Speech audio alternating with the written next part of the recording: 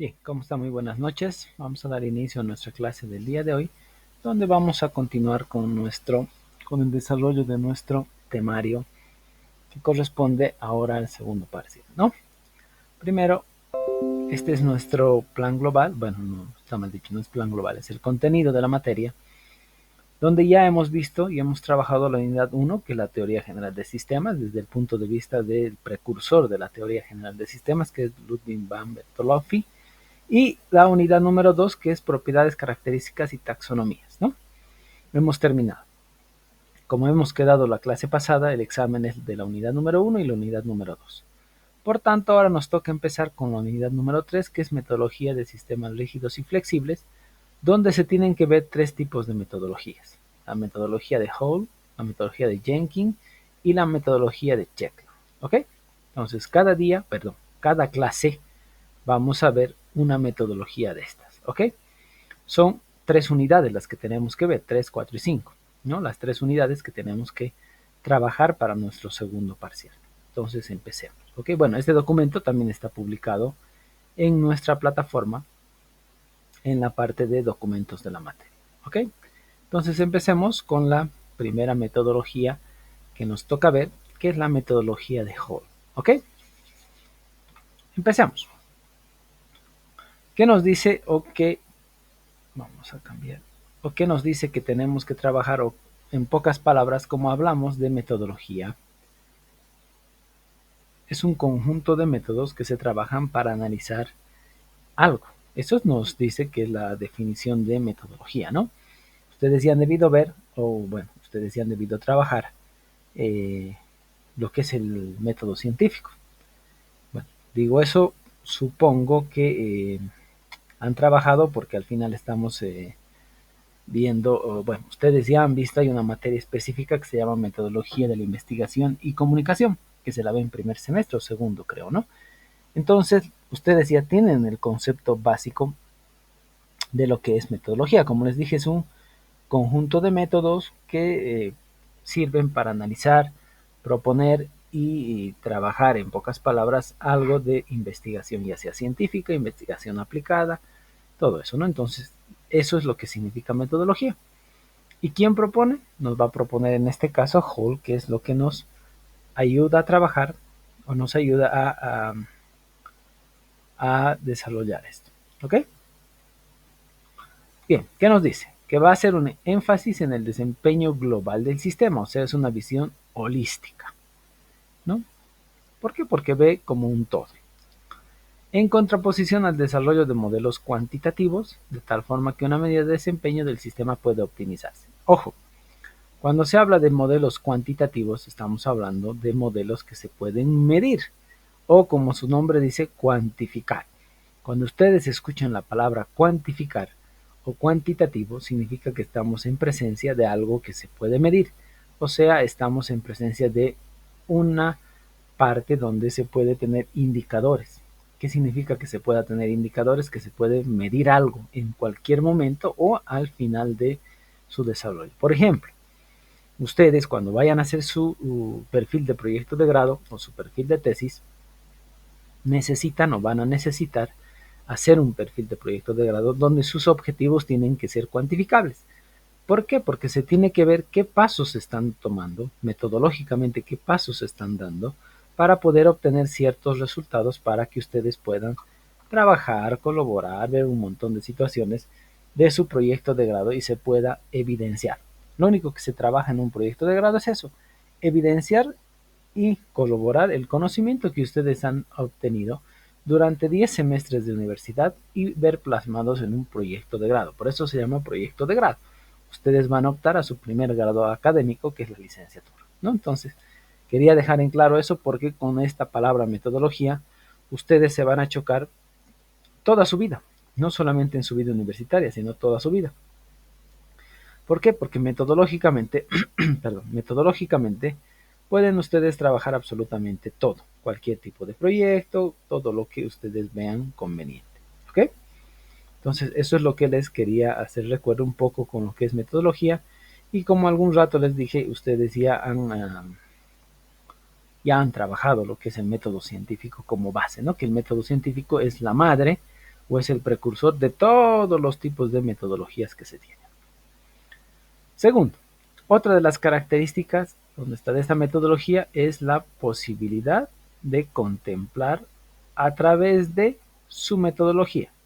Algo que me estaba olvidando. Cuando ustedes agarren una metodología cualquiera, por ejemplo, ustedes cuando vayan a trabajar desarrollo de software y todo lo demás, van a ver metodologías tradicionales y metodologías ágiles.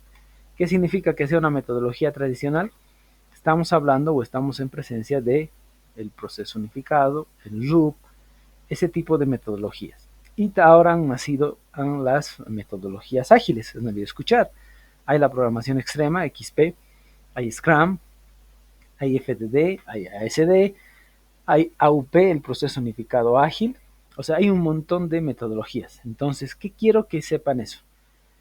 Por eso he colocado lo que dice acá, contemplar a través de su metodología.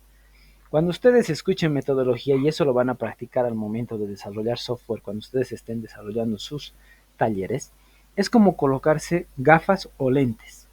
¿Qué significa?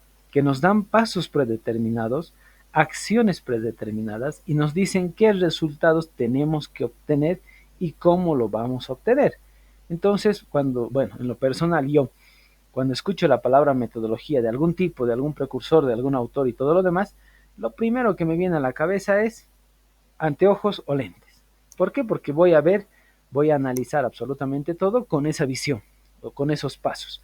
Básicamente como la metodología o la etimología de la palabra metodología significa conjunto de métodos, es básicamente como recetas. ¿Qué significa? Son pasos que se tienen que seguir para poder analizar, diseñar y desarrollar algo, ¿no? Son pasos lógicos y cronológicos que se tienen que seguir o se siguen para poder desarrollar y dar solución a problemas. En este caso, fíjense, la solución de problemas completamente diferentes que provienen de áreas diferentes, como la tecnología, que es nuestra área, la administración, que participamos, porque también trabajamos en esa, por eso es que les he dicho desde un principio, les he ido recalcando desde un principio, que nuestra carrera, la ingeniería de sistemas, es transversal a todas, absolutamente a todas las carreras de todo tipo de universidad, ¿no? Es por eso que cuando se aplica soluciones a problemas complejos, ya les he explicado qué es complejidad, incluye la participación de profesionales de áreas muy diferentes. ¿Ok? Entonces estamos viendo de esa manera. Vuelvo a recalcar, complejidad o complejo no es sinónimo de difícil, sino es de equipos o problemas transdisciplinares donde se necesitan diferentes tipos de profesionales y nosotros estamos ahí. Nosotros tranquilamente podemos hablar un mismo idioma con abogados, con médicos, con economistas, con arquitectos, con ingenieros civiles, porque nosotros, cuando digo nosotros estoy hablando de profesionales del área de ciencias de la computación, vamos a trabajar para dar soluciones a sus problemas que tienen ellos. ¿Ok? Eso tiene que estar en nuestra cabeza. Continuamos. ¿Qué nos dice? Dentro de la metodología de Hall, nos dice que uno de los campos donde se ha sentido la necesidad de utilizar conceptos y metodologías es nuestra área. Fíjense, paradójicamente. Bueno, digo paradójicamente porque estamos trabajando con metodologías, con áreas de otras subáreas, ¿no? Porque trabajamos con parte de lo que es la ciencias sociales. Entonces, esa es nuestra área. ¿Por qué? Porque al final lo que nosotros hacemos es ayudar o coadyuvar al desarrollo de la tecnología. Esto se debe a que los sistemas técnicos sirven para satisfacer ciertas necesidades de nosotros, o sea, de la sociedad, y están compuestos por elementos interconectados entre sí de tal forma que se hace necesario pensar en términos de sistema. Lo que les decía, vamos a ver al final, en el último capítulo, el pensamiento sistémico. ¿Qué significa? Es el pensamiento con el cual se analiza, con el cual se trabaja, con el cual se distribuye, diseña, absolutamente todo. Y se va a volver, de aquí en adelante, ustedes cuando ya vayan madurando un poco más en esta carrera de ingeniería de sistemas, se van a dar cuenta que se vuelve un modus vivendi. ¿Qué significa? Que nuestro pensamiento, nuestra abstracción de la realidad y de los problemas es completamente diferente a otro tipo de áreas. ¿Ok? Pero eso lo van a ir viendo y se van a ir dando cuenta. Yo al final recién me di cuenta cuando vi un poco de la propuesta de Bertalanffy, vi un poco la propuesta de Friedrich Capra, diferentes tipos de precursores para la educación y se vuelve un modus vivendi de nuestra visión, ¿no? Pero bueno, eso van a ir viendo cuando vayan madurando y dando ciertos pasitos, ¿no? Bien, veamos cuáles son los pasos de la metodología. Como les había dicho, toda metodología no interesa si es tradicional, no interesa si es ágil, no interesa si es de ciencias sociales, de ciencias de salud, de ciencias tecnológicas, no interesa de dónde, tienen pasos que tenemos que cumplir. Está la definición del problema, está la selección de objetivos, está la síntesis de los sistemas, el análisis del sistema, la selección del sistema, el desarrollo del sistema y por último la ingeniería. Entonces están estos 7 pasos que tenemos que dar o se tienen que dar para poder trabajar cualquier tipo de análisis con la metodología de Hall. Empecemos por el primero, la definición del problema. Ojo, aquí tengo que aclarar algo y tengo que enfatizar algo. Escúchenme bien, es algo completamente común y corriente que cuando nosotros tratamos de escribir un problema, es por naturaleza humana. Vamos a estar describiendo la solución. Eso grábense en su cabeza y se van a dar cuenta. Yo soy docente de metodología de investigación y planificación para proyectos de grado y ocurre en todo el mundo. Me ha ocurrido a mí cuando era estudiante igual, en todos mis niveles. Vemos la solución. Entonces, primero tenemos que ver nuestro problema. Y les explico por qué. Porque si no tenemos claro las partes del problema, los intervinientes del problema, absolutamente todo lo concerniente al problema, nosotros no vamos a poder plantear una buena solución. Entonces, es por naturaleza que siempre buscamos, el ser humano busca solución.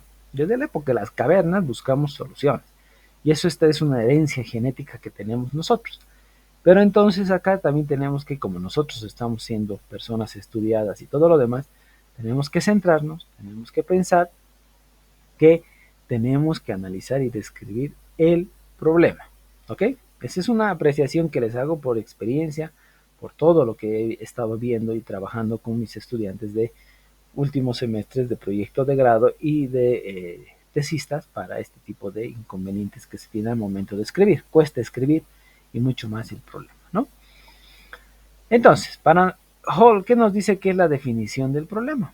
Nos dice es que va a buscar transformar una situación confusa e indeterminada. ¿Qué significa una situación confusa? Donde está existiendo algún tipo de problema. ¿Qué significa que esté existiendo algún tipo de problema? Que esté existiendo alguna necesidad, alguna falencia, alguna forma de llenar algún vacío que se puede tener ahí. Entonces todo eso está viendo y trabajando en una definición del problema, lo que les decía, todos los pasos. ¿Ok? El WebSys, por ejemplo, ha nacido a raíz de esos problemas que les había contado hace muchos años y se ha tenido que ver hojas de ruta, flujogramas, para poder entender cómo es que se tenía que hacer el proceso de preinscripción, inscripción, migración de notas y todo lo demás de los estudiantes, ¿no? Entonces, eso es lo que se hace en la definición del problema.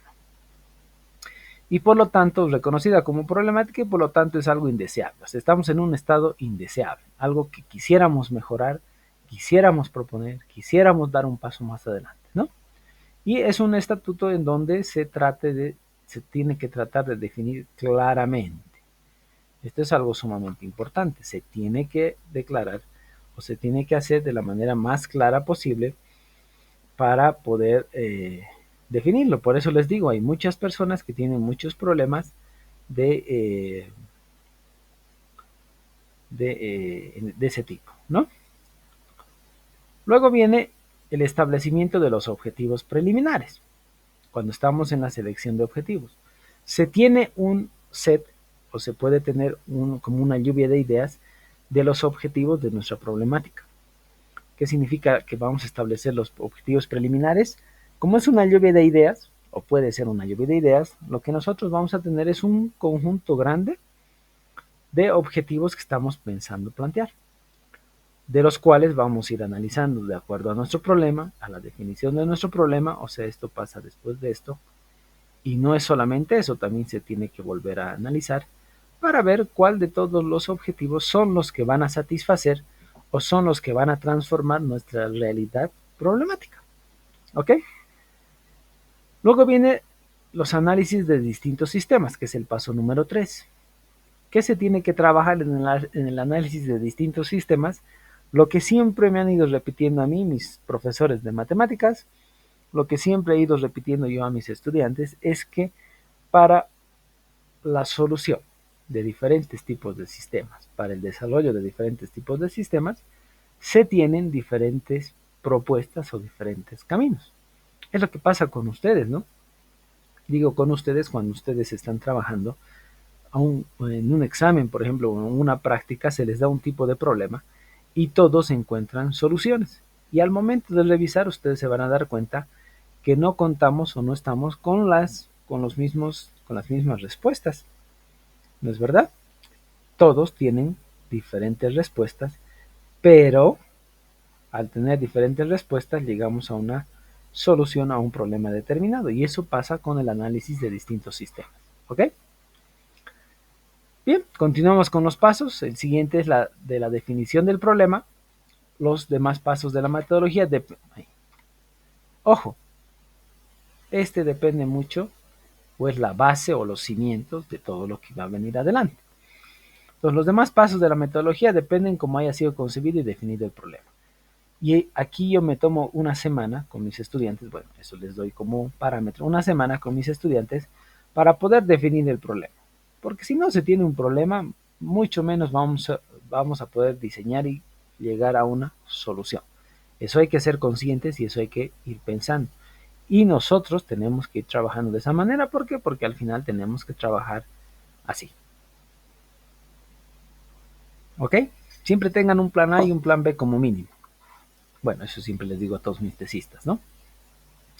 Ahora, ¿qué nos dice? Que si la definición del problema es distinta a lo que realmente es, o sea, es distinta a lo que realmente es, ¿cuándo se va a dar este caso? Se da cuando nosotros suponemos o pensamos en un problema. Eso tienen que tener mucho cuidado, no en este nivel, sino cuando ustedes se vayan a titular, cuando vayan a hacer su tesis o su proyecto de grado. Si ustedes no viven, bueno, es un término que uso yo, diariamente el problema, no ven las partes del problema, no viven en carne propia el problema, muy difícilmente ustedes van a poder solucionar ese problema. Entonces, por eso es que se dice, ¿no?, que si la definición del problema es distinta a lo que realmente es, lo más probable es que todo lo que se derive de ese estudio vaya a tener un impacto muy pobre en la solución verdadera de nuestra situación problemática, ¿no? Entonces, vuelvo a recalcar, tómense su tiempo, al igual que les digo a mis tesistas, a los que son mis tutoriados, tómense su tiempo en el momento en el cual ustedes tienen que diseñar su base de datos. Cuando se hace el diseño de la base de datos hay que tomarse mucho tiempo para no volver a tropezar o no volver a trabajar con el diseño de la base de datos. Lo mismo pasa acá, hay que tomarse mucho tiempo para analizar el problema, trabajar el problema para no correr peligro o no tener inconvenientes al momento de diseñar nuestra solución. ¿Okay? La solución depende mucho del problema. Bien, entonces, existen dos formas, bueno, mínimamente estas dos formas, en cómo se pueden concebir los problemas que son resueltos por sistemas técnicos, por nuestros sistemas. El primero es la búsqueda en el medio ambiente de nuevas ideas, teorías que se tienen, métodos, materiales, para luego buscar formas de utilizar en una organización. Eso es lo que se hace para la tesis, para nuestros proyectos de grado. Necesitamos tener alguna teoría científica sobre la cual nos vamos a basar. Por ejemplo, ustedes están trabajando desde primer semestre o se les da desde primer semestre un paradigma de programación, que es el paradigma orientado a objetos. Entonces ahí van a tener una teoría que es el paradigma orientado a objetos. ¿Qué métodos van a utilizar? Ustedes ya van a ver qué herramientas IDE. Hay muchos que programan, bueno, eso ya es cuando tienen mucha experiencia, cuando programan en bloc de notas. He visto personas, no soy partidario de eso, pero bueno, hay gente que sigue haciendo eso, hay herramientas IDE. O sea, hay un montón de, por ejemplo, para interfaces, muchos utilizan Figma, para el diseño de interfaces y todo lo demás. Entonces hay muchas formas, hay muchas formas de trabajar todo ello. Entonces hay que ir viendo eso, ¿no? Entonces, ¿para qué? Para poder utilizar. Entonces es como nuestro set de herramientas que nosotros vamos a tener, nosotros vamos a ubicar y vamos a trabajar, o son las herramientas que vamos a utilizar para solucionar nuestros problemas. ¿Ok? Es eso, no se está diciendo más nada. Luego también nos dice que hay que estudiar la organización actual. Ojo, siempre se trabaja, yo a mis tesistas les digo, con la foto actual. ¿Qué significa trabajar con la foto actual? Es trabajar con lo que se tiene ahora, no con lo que queremos, ni con lo que pretendemos, sino con nuestra fotografía de tal como se encuentra ahora nuestro problema. ¿Ok? ¿Cuál es el motivo de eso? Detectar y definir las necesidades que se tienen. Estas necesidades se van a transformar o se van a volver nuestros requerimientos, ya sean requerimientos funcionales, requerimientos no funcionales. Eso ya van a ver un poco la separación en ingeniería de software en requerimientos o los tipos de requerimientos que ustedes tienen que hacer para un documento que es sumamente útil para el momento de desarrollar cualquier tipo de área, sea de software, de red, de telecomunicaciones, que es un documento de especificación de requerimientos. Ahí están los requerimientos que se necesitan. ¿Por qué digo para cualquier área? Porque están los requerimientos funcionales, no funcionales para el software, los requerimientos tecnológicos para el diseño de redes, para el diseño de telecomunicaciones, para el diseño de los servidores, cómo se va a usar, cómo se va a administrar, cómo se va a virtualizar. O sea, un montón de cosas y situaciones que se tienen que tomar en cuenta para este desarrollo. ¿Ok? Y por último está la investigación del medio ambiente. ¿Qué es el medio ambiente? No es que es la parte ecológica, sino cuando se dice medio ambiente es qué estamos analizando y dónde estamos analizando. Eso es el medio ambiente, o sea, nuestro contexto. ¿Se acuerdan de la palabrita contexto?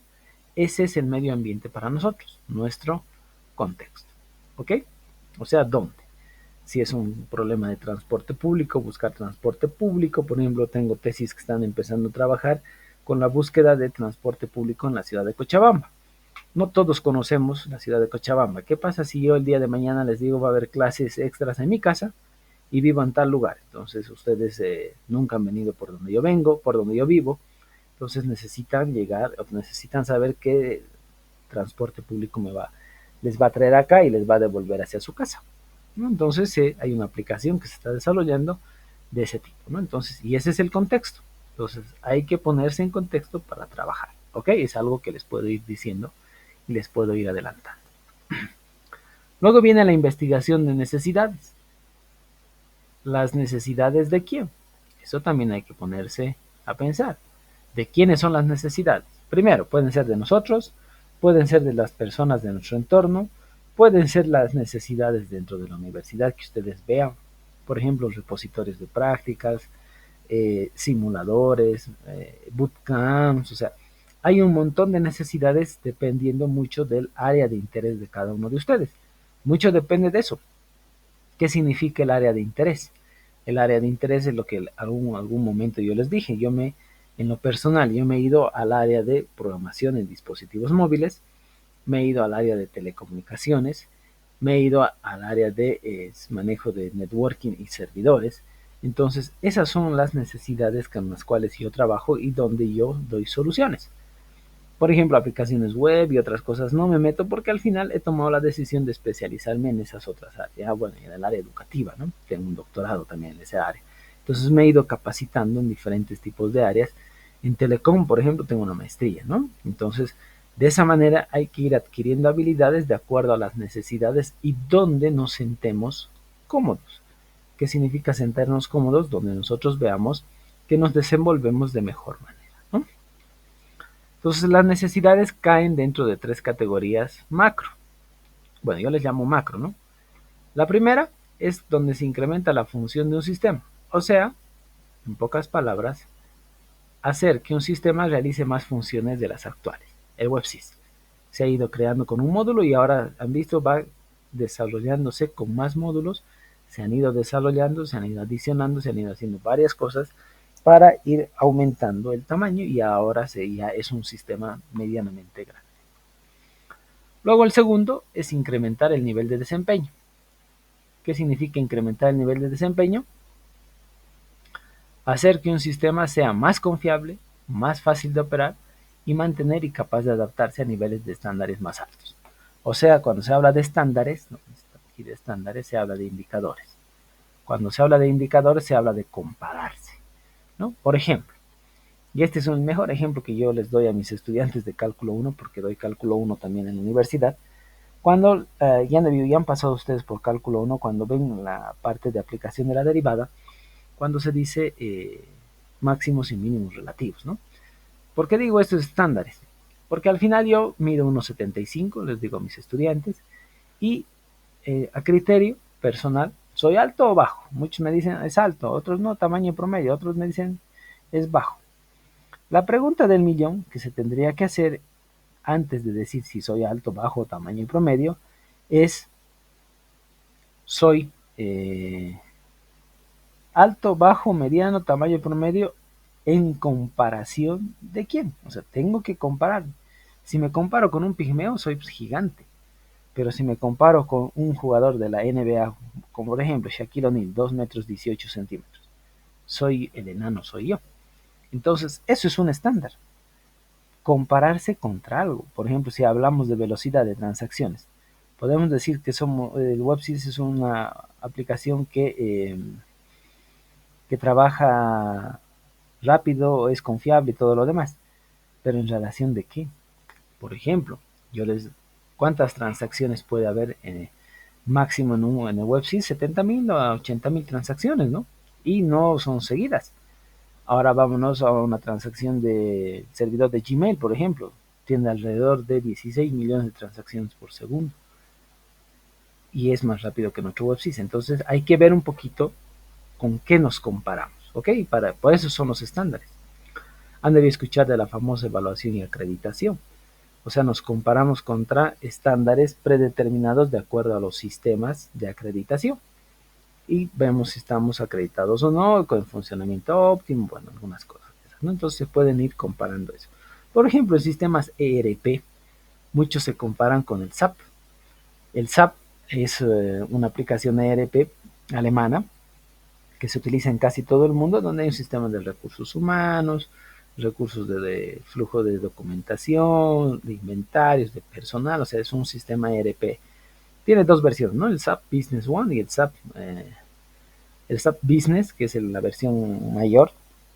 ¿Por qué digo eso? Porque yo he desarrollado, bueno, soy parte de un equipo de desarrollo donde hemos emulado y hemos trabajado y se trabaja a nivel nacional con un sistema obviando el SAP, producción nacional y bueno, con muy buenos estándares porque nos hemos comparado con el SAP, ¿no? Entonces, eso les puedo decir para que se vayan dando cuenta. El WebSys, por ejemplo, es una herramienta ya madura que muchas universidades la quieren, todavía la SACIMO no está viendo la forma de vender el código fuente de lo que se ha trabajado y se ha ido customizando de acuerdo a lo que necesitamos. ¿Por qué? Porque las otras universidades no tienen sistemas de esas características con esos estándares en manejo administrativo de autoridades, docentes, estudiantes y algunas otras cosas más, ¿no? Entonces, a eso se llama estándar. Eso quería explicarles un poquito.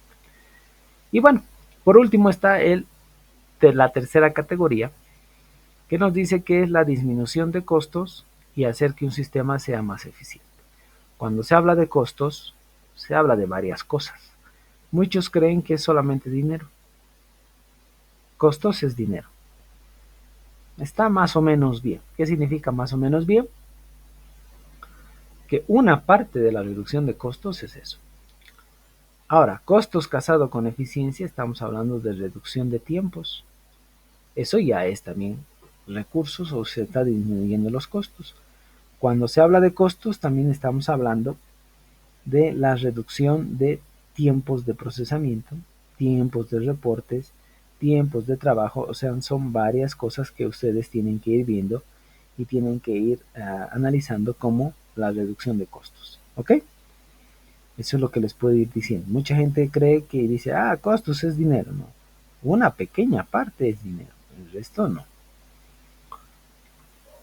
Bien, continuemos con la siguiente etapa, que es la selección de objetivos. ¿Qué nos dice? Se establece tanto lo que esperamos del sistema, eso es un objetivo, como los criterios sobre los cuales mediremos su comportamiento y compararemos la efectividad de diferentes sistemas. ¿Se acuerdan lo que les decía? Es cuantitativo. Entonces tenemos que medir. Y cuando se dice cuantitativo y se habla de medir, estamos hablando del resultado que se va a tener. Cuando se plantean objetivos, y esto grábense en su cabeza, cuando se plantean objetivos se tiene que tener resultados. Porque si no, de nada sirve ese objetivo o ese objetivo está mal planteado. Todo objetivo que se plantee, ya sea objetivo general u objetivo específico, siempre debe tener algún tipo de resultado. ¿Ok? Nunca tienen que dejar un objetivo al aire que no tenga ningún tipo de resultado. Siempre debe tener un resultado. Ahora, también se establece qué es lo que esperamos obtener. ¿De dónde? De nuestro sistemita, ¿no? ¿Qué es lo que esperamos obtener del sistema? Así como insumos, productos y necesidades que éste pretenda satisfacer. O sea, tenemos que ver una solución integral. Luego, continuamos con la selección de objetivos. Nos dice, no es suficiente que nuestro sistema ayude a satisfacer ciertas necesidades. O sea, lo que les decían en primer semestre, un sistema no está concluido, sino que se debe escoger un sistema de valores relacionados con los compromisos de la organización o de la empresa. El WebSys va de acuerdo a lo que necesita, de acuerdo al estatuto. Eso se menciona como propósito, ¿no? El WebSys no tendría razón de ser o razón de funcionar si no se adecuaría o no se restringiría a la normativa universitaria. Y cada universidad es diferente, tiene su normativa, ¿no? Y nos dice, mediante el cual se puede seleccionar un sistema entre varios para optimizarlo. Si no hay un sistema, lo desarrollamos. Si hay un sistema parecido, lo optimizamos y lo mejoramos. Eso, por si acaso, o este paso, se llama antecedentes en sus proyectos de grado. Se trabaja con los antecedentes. ¿Para qué o por qué? Se trabaja en los antecedentes para saber qué es lo que se tiene antes o qué es lo que se tiene, lo que se ha ido trabajando. ¿Ok? Luego, los valores comunes son lo que les decía. ¿Dónde está? Cuando se dice costos. Una parte es la utilidad de dinero, otra parte es la porción de mercado, otro es el costo del sistema, la calidad del sistema, el desempeño que va a tener, la compatibilidad, ya sea con diferentes tipos de clientes web. Por ejemplo, en WebSys les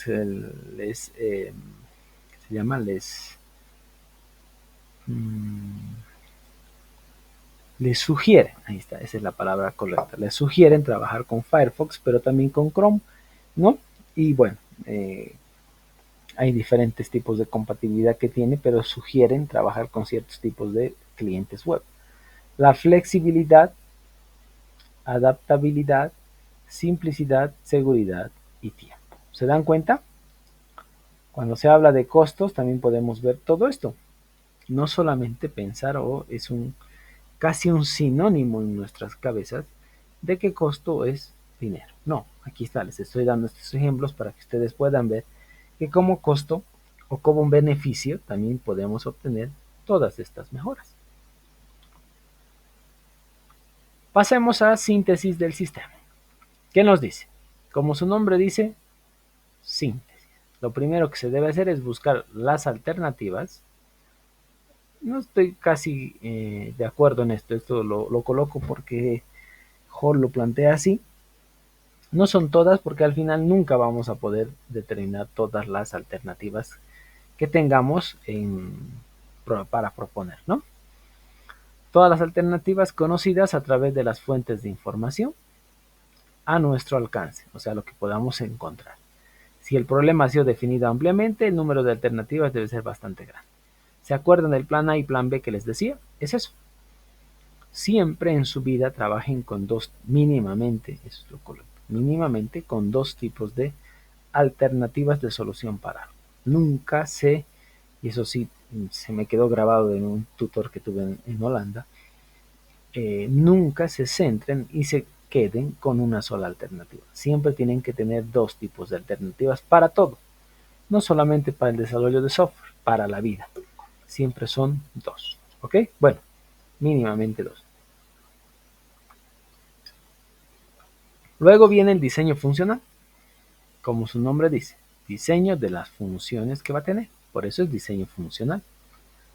Nos dice que es el primer paso para listar los insumos, se pierde nomás, los insumos y productos de nuestro sistema.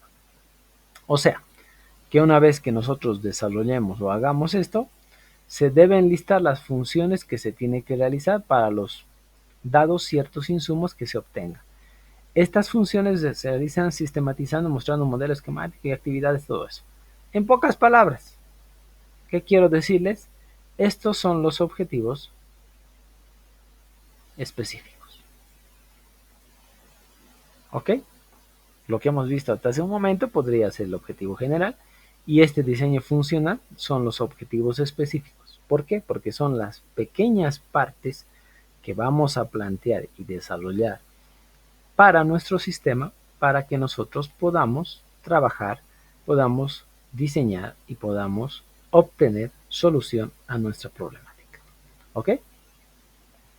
Luego viene el análisis de los sistemas. ¿Qué nos dice? La función de análisis, como su nombre lo dice, nos ayuda a analizar todas las consecuencias relevantes, o sea, solo las que son relevantes. Las irrelevantes las dejamos fuera, son marginales, ni siquiera se las toma en cuenta. De los distintos sistemas para seleccionar el mejor. Por eso, de las propuestas que ustedes tienen que tener una opción. Por ejemplo, como un auto, ¿no? En las instituciones públicas dicen, tenemos que comprar Toyota.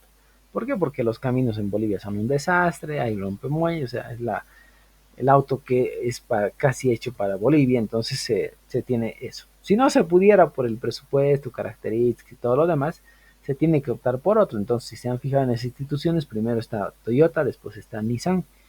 Entonces se tiene que ir viendo eso. Entonces, lo mismo es, hago esa analogía para los sistemas. Tienen que ver ciertos tipos de sistemas con cierto tipo de código, con software libre, con licencias. O sea, hay que ver, perdón, hay que ver y analizar las condiciones, lo que tenemos a mano, lo que podemos obtener. Por ejemplo, muchos quieren utilizar Oracle, pero no tienen la licencia, entonces ni modo, pues nos batimos con Postgres, con MySQL, aplicaciones móviles estamos ahora desarrollando con Firebase, la parte fuerte, ¿no? Y bueno, hay un montón de situaciones que se pueden ir trabajando, situaciones que se pueden ir viendo, cruzando información para que nosotros nos podamos ver esto, ¿no? Entonces es lo que les quiero decir y lo que les quiero un poquito que se den cuenta, ¿ok?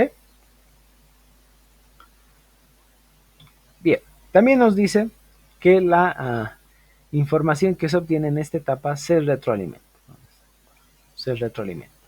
¿Se acuerdan del grafiquito, ¿no? de sistema? Se tiene que retroalimentar. ¿A qué?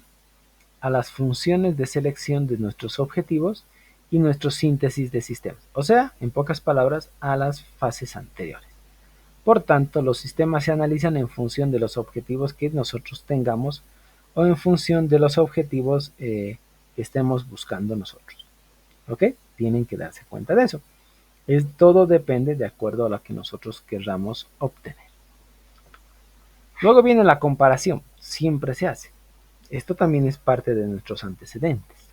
Y esto es algo sano. ¿Para qué? Siempre es bueno compararse para mejorar. Una vez que todos los sistemas han sido analizados y sintetizados, o sea, ya está el diseño hecho, el paso siguiente es obtener las discrepancias y similitudes que existen entre cada uno de ellos y existen dos tipos de comparación. ¿Cuáles son? La primera, comparar nuestro comportamiento de dos sistemas respecto a un mismo objetivo. ¿Se acuerdan eso? Este es el objetivo general. Sería nuestro objetivo general. Y el segundo tipo de comparación es comparar dos objetivos de un mismo sistema. No se pueden comparar dos sistemas si no han sido optimizados. En pocas palabras, esto es compararnos con otro sistema. Lo que les decía, el sistema que he desarrollado tiene 17 módulos y está comparado con el SAP. Entonces, sí tienen buenos rendimientos, entonces ese tipo de comparaciones. El WebSys, por ejemplo, está comparándose con otro tipo de sistemas que se tiene para inscripciones y todo lo demás, ¿no? Pero tiene muy buenos rendimientos. ¿Por qué? Porque ha sido customizado para nuestra realidad y nuestra necesidad. Luego viene la selección de un sistema. Una vez que tenemos opciones y todo lo demás, tenemos que seleccionar un sistema. No podemos desarrollar nuestras opciones. Nuestras opciones es como nuestro plan B, nuestro as bajo la manga, que vamos a poder nosotros trabajar, vamos a poder nosotros desarrollar en caso de que pase algo, ¿no? Entonces, pero aquí se tiene que seleccionar única y exclusivamente un solo sistema. No podemos apuntar a dos, ¿ok? Bueno, eso es algo que les puedo ir diciendo. Entonces, cuando el comportamiento de un sistema se puede predecir con certidumbre, o sea, se tiene un porcentaje de más o menos de error pequeño, y solamente tenemos un solo valor dentro de nuestra función objetivo, el procedimiento de selección es bastante simple. ¿Por qué? Porque ya vemos nuestras necesidades, ya vemos lo que necesitamos, ya vemos lo que necesitamos solucionar y podemos escoger, ¿no? Entonces, todo lo que se tiene que hacer es seleccionar el criterio de selección, de acuerdo a nuestras necesidades, nuestros objetivos y lo que estamos buscando. Por ende, cuando nuestro comportamiento del sistema no se puede predecir o la incertidumbre es muy grande, se tienen distintos valores en función de los cuales se va a evaluar el sistema. Por ende, no va a existir un procedimiento general que se puede seleccionar un sistema, sino que se va al tipo de necesidades, a la complejidad, al tipo de licencias, o sea, se pone en una balanza, o se tiene que poner en una balanza las características que se tienen y los recursos con los que contamos. ¿Ok? Entonces tenemos que ver eso. Luego viene el desarrollo del sistema. Ya bien, o sea, ya hemos analizado, ya hemos verificado las necesidades, los requerimientos, todo lo que nos queda ahora es, ya hemos seleccionado, desarrollarlo. Ahora nos toca desarrollar ese sistema. ¿Qué necesitamos? Necesitamos pensar, necesitamos diseñar, necesitamos implementar el código y todo lo demás. ¿Entre quiénes?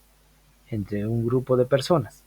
Eso sí, grábense bien en su cabeza. Cuando ustedes salgan a trabajar, hasta hace muy pocos años, se podía desarrollar software y todo lo demás de manera individual. Pero ahora, como los sistemas son pero tan grandes, ya es, bueno, desde mi punto de vista, imposible tratar de desarrollar algo individualmente. Entonces se tiene que trabajar con equipos multidisciplinarios donde cada uno haga su parte. Por eso lo he puesto acá como una analogía, un rompecabezas, que todos tienen que ir trabajando en su parte y bueno, se va a ir desarrollando de esa manera.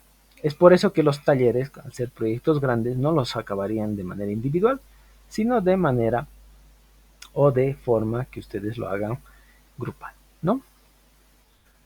Se va a identificar ahí fallas en el diseño. Cuando estemos desarrollando, incluso se puede identificar las fallas en lo que hemos diseñado. Es normal, no tienen que asustarse. Lo único que sí tiene que reportarse qué fallas tiene nuestro diseño del sistema para proceder a hacer los cambios.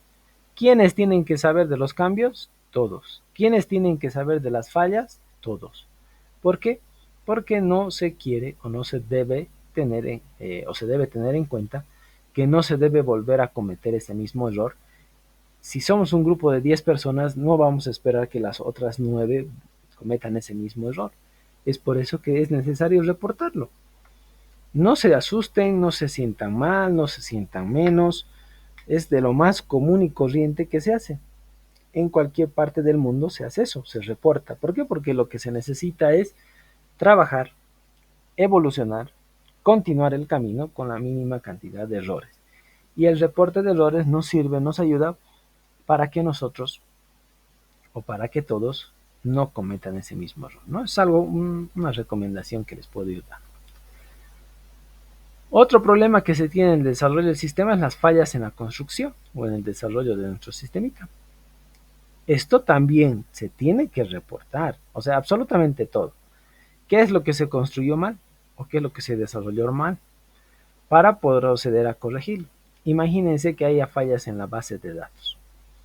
Si existieran fallas en la base de datos, todos van a caer o todos van a en algún momento tener ese problema. Ok, entonces hay que tener un poquito de cuidado y se tiene que siempre reportar. Puede ser la falla de reportes. Para eso también se ha desarrollado áreas como el aseguramiento de calidad del testing. Se ha hecho para identificar las fallas que tal vez el equipo de desarrollo no se ha dado cuenta, ha pasado desapercibido o al final se han mimetizado las fallas que no se han podido encontrar. Entonces hay personal que trabaja específicamente para solucionar eso. Ok, entonces no se hagan problemas. Todo se reporta, lo bueno y lo malo se reporta. Ok, siempre dentro de un entorno de trabajo.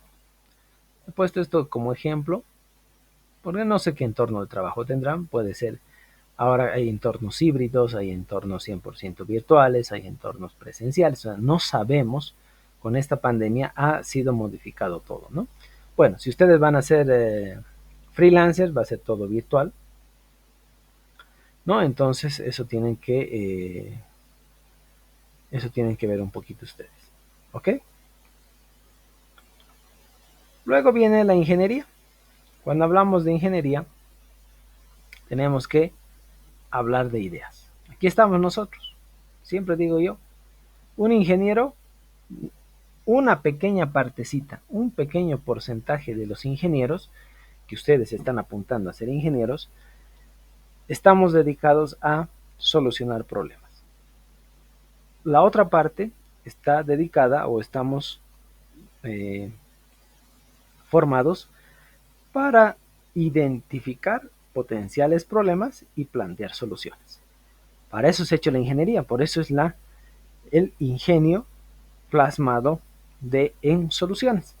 Y el ingenio lo tenemos cada uno de nosotros, con planificación de tiempo, herramientas, trabajo grupal, es un proceso cíclico, o sea, hay diferentes tipos, herramientas, métodos, metodologías, instrumentos, o sea, absolutamente todo diferente que podemos ir trabajando. Y para eso estamos nosotros. Bueno, ya los considero ingenieros, ¿no? Porque ya están encaminados o ya están ustedes con la mentalidad de trabajar ustedes mismos en solucionar y buscar problemas para solucionar. Un claro ejemplo de la segunda parte que les decía, que es buscar problemas para solucionar, es su proyecto de grado. No se les va a dar, ustedes no van a tener, o sea, no es que aquí su tutor o alguien les va a dar el tema de tesis. Ustedes van a buscar, ustedes van a ver de acuerdo a algún problema o algo, ustedes se van a identificar y ustedes van a crear ese problema y lo van a solucionar.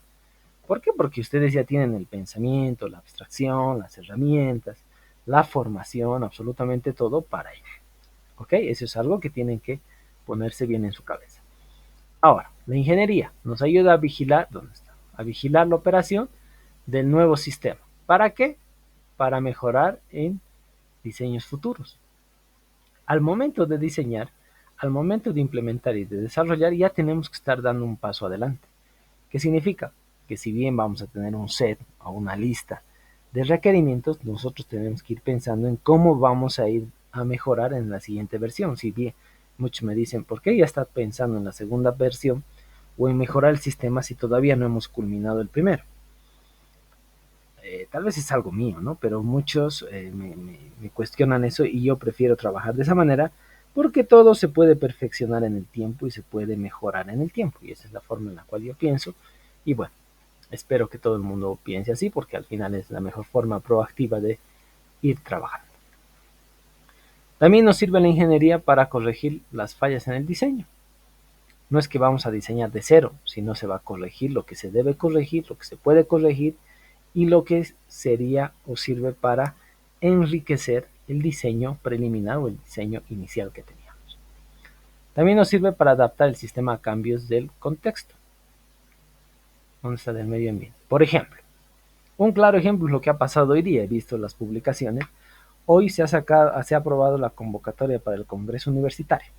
En el Congreso Universitario se desarrolla y se trabaja para transformar y cambiar la hermenéutica universitaria, las normas y todo lo demás. Entonces, a raíz de ese congreso va a salir nuevas normativas y todo eso. Entonces, bueno, no digo yo porque no estoy yo a cargo ni tampoco estoy ahí. Las personas de la UPSI ya deberían estar pensando en qué aspectos son los primordiales del WebSys y tal vez viendo o haciendo seguimiento un poco al Congreso, ver qué inconvenientes o problemas se va a tener para hacer transformaciones, ¿no? Entonces, eso es adaptarse al contexto en el cual se desarrolla. ¿Ok?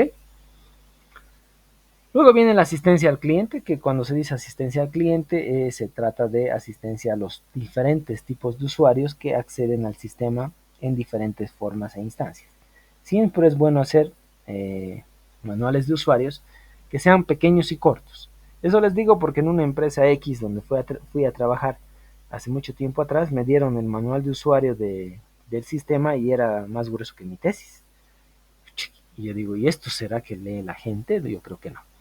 Siempre se debe tratar de que el manual de usuario sea un poco pequeño, resumido en algunas ideas macro y que sea en una plana, porque el usuario no va a leer, ¿no? Tal vez nos explayemos haciendo un manual de usuario lo más detallado posible y bueno, ¿no? Y hay que tener en cuenta algo más.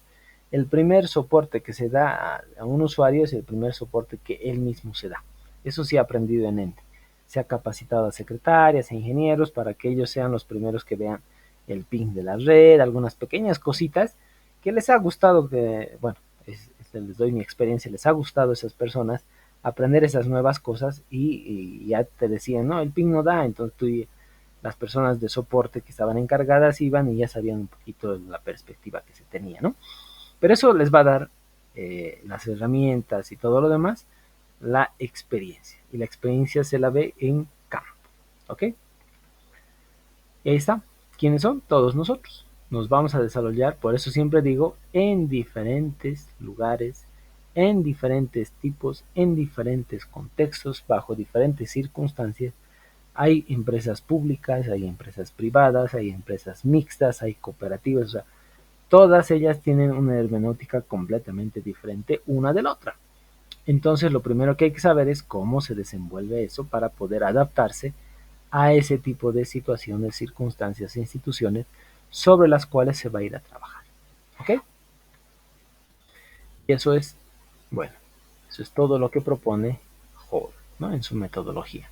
Cómo analizar, cómo diseñar, cómo trabajar, cómo desenvolverse, cómo pensar, qué hacer, acciones que hacer, actividades, o sea, todas esas cosas que, bueno, espero que les sean de ayuda. ¿Alguna pregunta, duda o consulta hasta acá?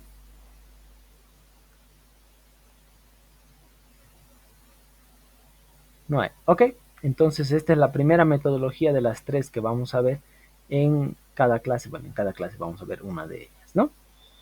Bien, muchachos, entonces denme un minuto más, en un minuto o dos ya lo imprimo en PDF la presentación, la van a tener a mano y el video va a estar publicado cuando esté disponible en mi repositorio, ¿ok?